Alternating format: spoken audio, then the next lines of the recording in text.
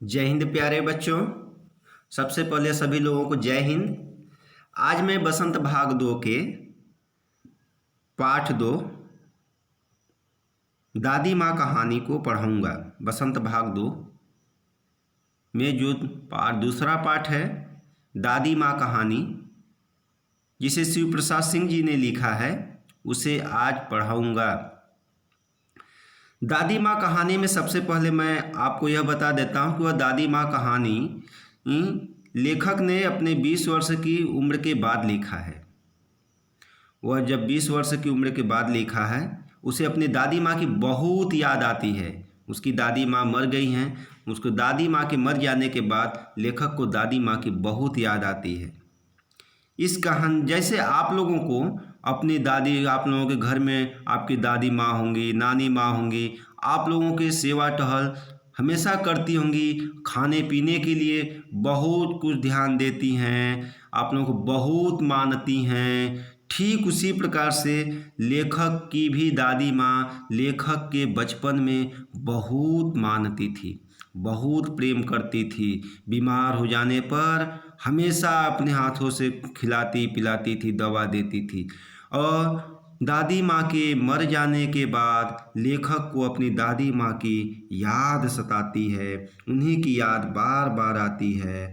इसी कारण लेखक अपनी दादी माँ के बारे में यहाँ कहानी के माध्यम से उनके व्यक्तित्व पर, उनके विचार, उनके स्वभाव, उनकी महानता, उनकी दया पर लिखा है, जो आपके पाठ में बताया गया है।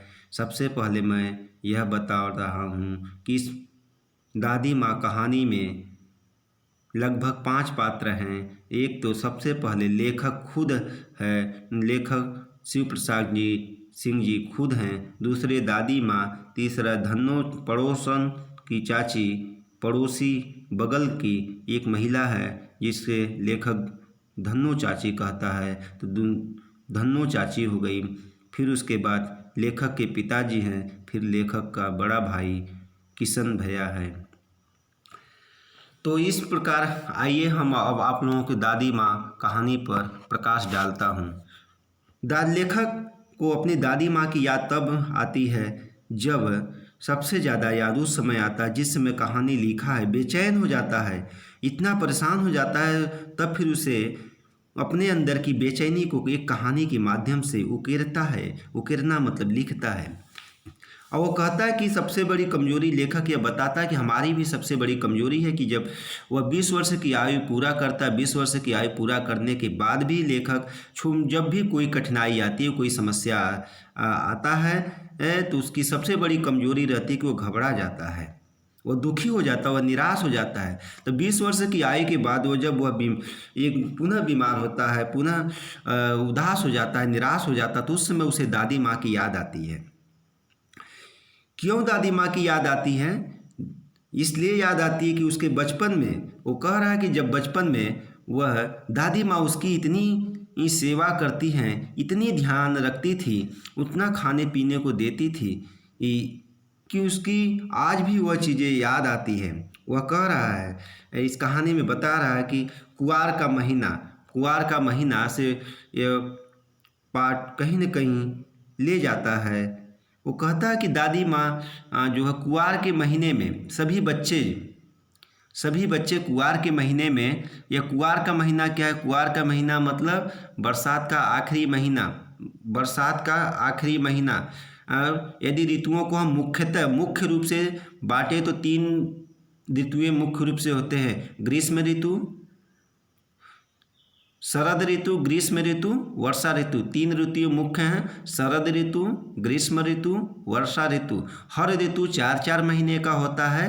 तो वर्षा ऋतु का आखिरी महीना कुआर का महीना है। कुआर का महीना आते आते क्या होता है? बरसात नहीं के बराबर नहीं होता है, हल्का फुल्का बारिश होता है, और उसमें भयानक धूप होता है, खूब गर्मी उमस होती है, जिसके कारण बच्चे कुआर के महीने में जलाशयों में, तालाबों में नहाना पसंद करते हैं। और जलाशयों में, तालाबों में जो घास होते हैं, जो जंगली घास होते हैं, जैसे मोथा है, दूब है, मोथा है, दूब है, बन प्याज है, अधगली घासें हैं, ये सब क्या होते हैं, बह कर आते हैं और जो जलाशय होते हैं, तालाब होते हैं, उसमें इकट्ठा हो जाते हैं। उस समय जब पानी इकट्ठा हो जाता है, पानी इकट्ठा होने के बाद उसमें क्या होता है, सड़न पैदा होता है। ये सब सड़ते हैं तो इन सब सड़ने के कारण पानी में सड़न पैदा होता है, जिसमें झाग उत्पन्न, हवाएं जब चलती है तो उसमें झाग बनता है, झाग उत्पन्न होता है, जिसके कारण और पानी में गंध आने लगता है, बदबू देने लगता है। लेकिन उस समय पानी में बदबू आने के बाद भी बच्चों को नहाने में बहुत मज़ा आता है। हो सकता है कि आप लोग भी, यदि किसी के यहाँ नदी होगा या तालाब होगा तो नहाने, जलाशय होगा तो आप लोग भी नहाए होंगे, तो नहाए होंगे। बच्चों को नहाने में बहुत मज़ा आता है। बार बार लोग मना करते हैं लेकिन बच्चे मानते नहीं हैं। लेखक बता रहा है कि उसे नहाने में तो बहुत मज़ा आता है, लेकिन वह भी एक दो दिन नहाता है, एक दो दिन उस कुआर के महीने में नहाता है, लेकिन अचानक बीमार हो जाता है। ये सब चीज़ें लेखक अपने बचपन की बातें बता रहा है।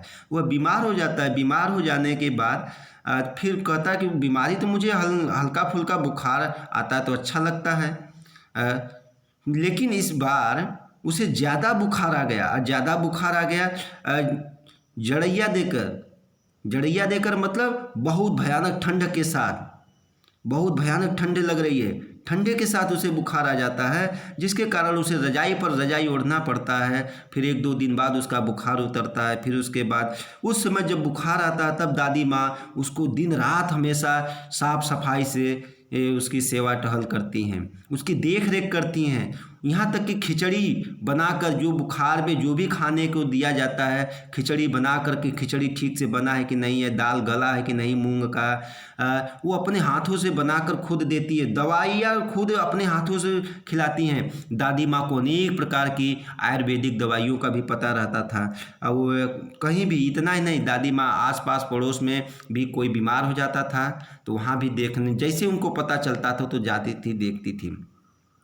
किसी का माथे पर हाथ रखकर, मस्तिष्क पर हाथ रखकर, पेट छूकर, हाथ पकड़कर, कलाई पकड़कर, इस तरह से जैसे आप लोग भी यदि बीमार होते होंगे तो घर में मम्मी पापा या डॉक्टर आता है तो क्या करता, मस्तिष्क पर हाथ रखता है, पेट छूता है, हाथ को छूता है, जिससे वह बुखार का नाड़ी पकड़ता है, बुखार का अनुभव करता है कि बुखार कम है या ज़्यादा है। ठीक उसी प्रकार से दादी माँ को, लेखक की दादी माँ को भी बुखार का अनुभव था, कम है, ज़्यादा है या किस प्रकार की बीमारी है, उनको ये सब चीज़ें की जानकारी थी।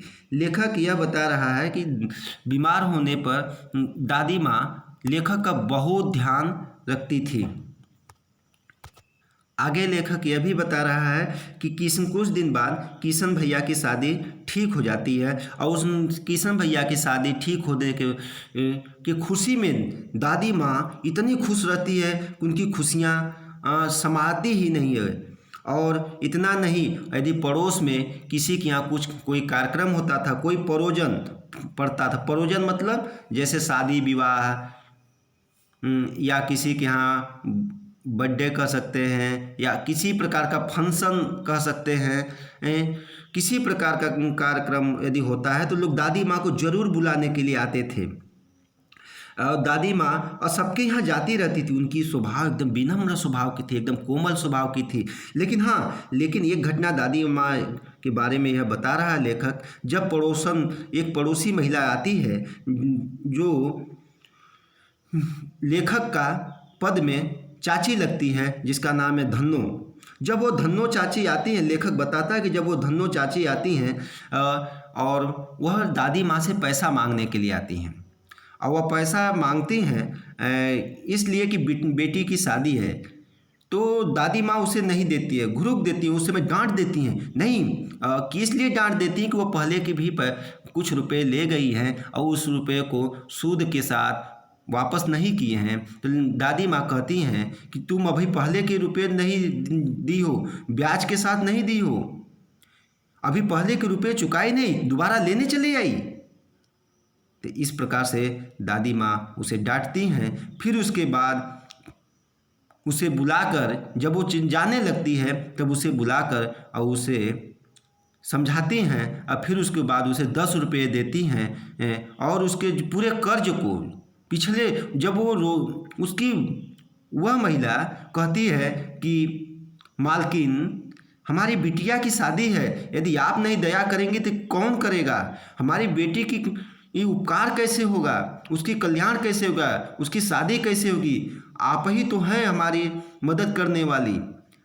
यदि आप नहीं करेंगी तो हमारी बेटी की शादी कैसे होगा? वो हाथ जोड़कर विनती करती है। तब दादी माँ को दया आ जाती है। तब उस दादी माँ उसके पुराने कर्ज को भी माफ़ कर देती हैं और फिर उसे 10 रुपया अलग से देती हैं और कहती हैं, हाँ देखो, वह तुम्हारी बेटी नहीं, हमारी भी बेटी है और वह किसी प्रकार की कमी नहीं होना चाहिए। यदि होगा हंसी हंसाई नहीं होना चाहिए। बेटी ये सब देवता के समान होते हैं। इस तरह से उनकी स्वभाव जो थी ऊपर से बहुत ही कठोर था, नीचे से एकदम कोमल हृदय की थी। दया अंदर था, करुणा था, प्रेम था, क्षमा था, सब कुछ था दादी माँ के अंदर। नारियल के समान, नारियल के फल के समान दादी माँ का स्वभाव था। जैसे नारियल का फल होता है, ऊपर से कठोर होता है, अंदर से कोमल होता है, ठीक उसी प्रकार से जो अच्छे व्यक्ति होते हैं, जो दयावान व्यक्ति होते हैं, जो अच्छे स्वभाव के होते हैं, उनका हृदय, उनका स्वभाव ऊपर से कठोर होता है लेकिन अंदर से बहुत ही कोमल होता है, उस नारियल के फल के समान। इतना ही नहीं, लेखक यह भी बताता है कि जब लेखक बीमार हो रहता है, लेखक यह भी बताता है कि जब मैं बीमार हो रहता हूँ तो उसी समय किशन भैया की शादी रहती है और किशन भैया की शादी में बारात में सभी लोग चले जाते हैं। मैं बीमार होने के कारण बारात में नहीं जा पाता हूँ। मैं बीमार होने के कारण बारात में नहीं जा पाता हूँ और उसके अतिरिक्त ममेरा भाई भी आता है, वह लेट आता है। ममेरा भाई उनके मामा का लड़का, तो लेखक का भाई भी लगेगा। जैसे आपके मामा का यदि लड़का आया है तो आपका भाई लगेगा। तो इसी प्रकार लेखक कह रहा है कि ममेरा भाई लेट आता है तो इसलिए वह भी नहीं जा पाता है। तो जानते हैं कि शादी में जब बारात चली जाती है, यदि लड़के के घर शादी हो, यदि लड़के के घर से बारात लड़की के घर चली जाती है तो उस दिन महिलाएं जो होती हैं, लड़का पक्ष की ओर लड़के के घर जो महिलाएं होती हैं, रात भर गाती हैं और गाती ही नहीं बल्कि अभिनय करती हैं, नाटक करती हैं। और किस प्रकार की नाटक करती हैं? विवाह से लेकर पुत्र उत्पन्न होने तक का नाटक वो किसी न किसी रूप में करती हैं। और आपस में सभी महिलाएं करती हैं। और वहाँ क्योंकि वहाँ तो अब कोई पुरुष रहता नहीं, इसलिए वो नाटक करती हैं, वो खुशियाँ मनाती हैं, वह शुभ होता है, इसलिए वह अभिनय मतलब नाटक करती हैं। और दादी माँ जब वहाँ स्त्रियाँ नाटक करती हैं तो दादी माँ क्या करती हैं कि लेखक तो बीमार थे शिव प्रसाद सिंह जी उस समय बचपन में, तो लेखक को लाकर उसी बगल में चारपाई पर सुला देते हैं, एक दूसरे बगल की कोठरी में, उसी कोठरी में, और कोई देखता नहीं है। अब इतना नहीं, जब उसी बगल में ममेरा भाई सोया रहता है तो सभी महिलाएं क्या करती हैं? विरोध करती हैं। लेकिन तब उसको दूसरे जगह बगल में लोग सुलाते हैं, लेकिन वहीं लेखक वहाँ सोया हुआ है लेकिन किसी को पता नहीं है। जब लेखक की भाभी पद में लगती थी जो एक, तो वे जो अभिनय करती हैं तो उनके अभिनय पर, उनके नाटक पर लेखक को हंसी आ जाती है। जब हंसी आ जाती तो सब लेखक चादर उठा कर देखते हैं और फिर उसके बाद उसका विरोध करने लगते हैं। लेखक यहाँ क्यों सोया, किसने सुलाया? फिर वह मजाक भी करती हैं, जैसे व्यंग करती हैं महिलाएं कि बच्चा भी छोटा सा बच्चा है, दूध पीने लायक है, इस तरह से मतलब उसे चिढ़ाती हैं लेखक को। तब दादी माँ ने उसका विरोध करती हैं उन महिलाओं से, कहती नहीं, ये लड़कों से क्या पर्दा, लड़के और ब्रह्मा मतलब ईश्वर, यहाँ ब्रह्मा शब्द आया है, ब्रह्मा मतलब ईश्वर के लिए आया, भगवान के लिए आया।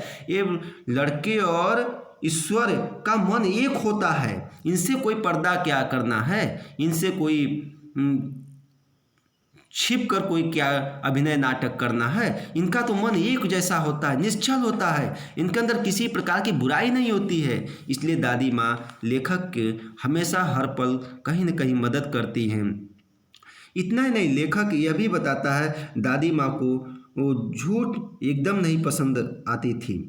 यदि जो व्यक्ति झूठ बोलता था उस पर बहुत ही क्रोधित होती थी। और इतना नहीं, दादा के मर जाने के बाद दादी माँ उदास रहने लगती थी और वो हमेशा पूजा पाठ में अपना ध्यान लगाती थी, बहुत पूजा पाठ करती थी, दीपक जला जला कर। और दादी माँ को अपने जो भी बात कहती थी अपने पूर्ण विश्वास के साथ कहती थी, और उस पर कोई भी आपत्ति जताता था तो तर्क के साथ अपनी बातों को रखती थी। इतना नहीं, एक बार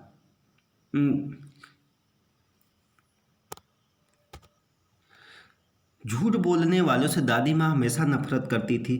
दादा की मृत्यु के बाद उनको यह समाज, यह संसार ठगा ठगा सा लगता था कि यह समाज में, संसार में लोग कितने झूठे हैं, कितने झूठ बोलने वाले, कितने धोखा देने वाले हैं। लोग कुछ ले लेते हैं तो देने का नामो निशान नहीं है। तो ये सब चीज़ें दादी माँ के बारे में लेखक ने बताया है इस पाठ में।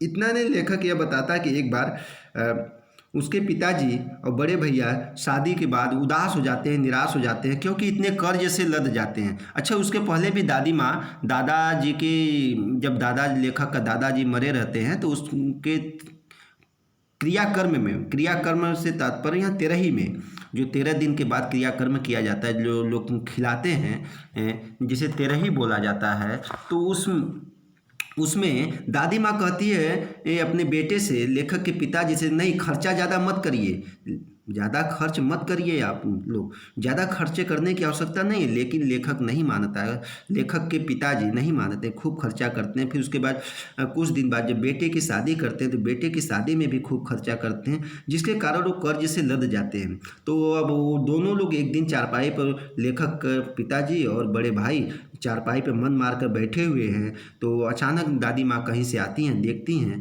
तो पूछती हैं क्या हुआ, कि क्यों तुम लोग उदास हो। तो कहते हैं कि इतना कर्ज हो गया है, अब हम लोग कैसे उबरेंगे। तब वो उनके सिर पर हाथ रखकर अपने बेटे के, दादी माँ अपने बेटे के, मतलब लेखक के पिताजी के सिर पर हाथ रखकर बोलती हैं, अरे बेटा, मैं तो अभी हूँ, तुम्हें चिंता करने की आवश्यकता नहीं है, अभी मैं हूँ। मतलब ये सोचिए कि ये बेटे वृद्धावस्था में माँ का हृदय इतना विशाल होता है, इसीलिए कहा जाता है माँ माँ होती है, दादी माँ होती है।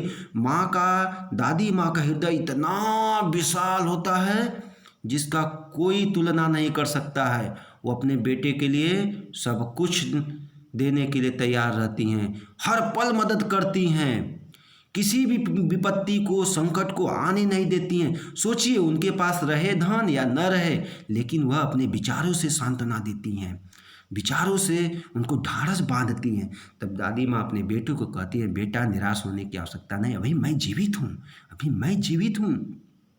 फिर उसके बाद दादी माँ जाती हैं अपने संदूकची से, क्या करती हैं, अपने संदूक से एक सोने का कंगन लाती हैं, चमकते हुए सोने का कंगन लाती हैं और कहती हैं, लो बेटा, इससे तुम अपना कर्ज उतारो, यही एक अमानत है, यही थाती है जिसे दादाजी ने बनवाया था मेरे लिए। अब मैंने संवार कर मतलब अच्छे ढंग से रखा हूँ, आप लोगों के लिए रखा था, आज इसी दिन के लिए रखा था। अच्छा देखिए, घर में इसीलिए दादी माँ या सभी लोग जो वृद्ध लोग होते हैं, सामान को, संपत्ति को अच्छे से रखते हैं सब, और उसे जब आवश्यकता पड़ती है तभी वह निकाल कर देते हैं। यदि हो सकता पहले दे देते तो हो सकता वो भी खर्चा कर देते, लेकिन वो समय का इंतजार करते हैं कि कब आवश्यकता उसको देने लायक है, कब उसकी आवश्यकता है, कब उसका लोग अनुभव करेंगे। जैसे मान लीजिए, यदि आपको भूख लगे, तब भोजन मिले, तब आपको भूख की स्वाद एक अलग महसूस होगी। यदि पेट भरा हुआ है तब भोजन मिले तो आप कुछ ना कुछ नुक्स निकालेंगे, कहेंगे ऐसा नहीं है, ऐसा बना है, अच्छा नहीं। ठीक उसी प्रकार से यदि जिसको जिस चीज़ की आवश्यकता होती है, यदि तब उस समय दिया जाता है, तब उस वस्तु की मूल्य उसको पता चलता है। तब दादी माँ कहती हैं कि इसी दिन के लिए हमने रखी थी सहेज कर, और यदि मैं यहीं पहले दे देती तो शायद तुम इसको भी खर्च कर जाते, लेकिन इसीलिए मैंने तुम्हें पहले नहीं दी बेटा। अब मैं वृद्ध हो चली हूँ, अब इसे तुम रखो, अपने खाती समझो।